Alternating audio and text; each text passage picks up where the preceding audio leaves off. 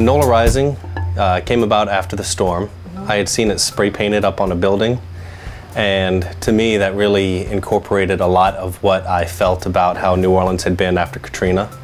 Because every day I was driving back and forth to work through the lower 9, and it was amazing to me that almost a year after the storm, how little had been done as far as helping the people who lived in the area.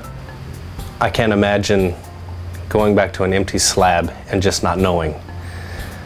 So I wanted to put up messages of hope to kind of inspire the people in that neighborhood. And I noticed that some of my signs were disappearing. One day I was lamenting to a friend of mine about how all the artwork I'm putting up keeps disappearing. And he's like, oh, people are collecting them. And I was like, well, what do you mean collecting them?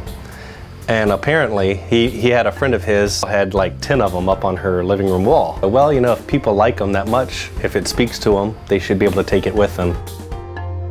We are in the 9th Ward of New Orleans, and we were told we were nuts. It was not the neighborhood you open a gallery in. And within 4 or 5 months, there's now over 20 venues on St. Claude. Performance spaces, galleries still opening. It's just exploded, and it's great. We love it.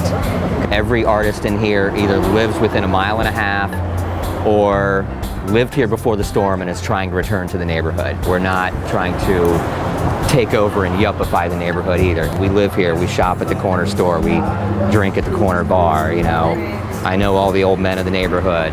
When Nola Rising started, it was just me drawing, and then some of my neighbors started drawing and painting with me. Now, sometimes our paint parties have a couple hundred people, if not more. We were just messing around one night, and I painted a sign that said, it's never really that bad, or something along those lines. Well, inadvertently, I put it up in front of someone's house that he had gotten to the point where he was ready to kill himself. He walked out of his front door, and just by mere coincidence, I had put it in front of his house. So when he saw it, he apparently had a huge breakdown and called the people he loved, and so that's like the big story for me that really made the whole thing worthwhile for me.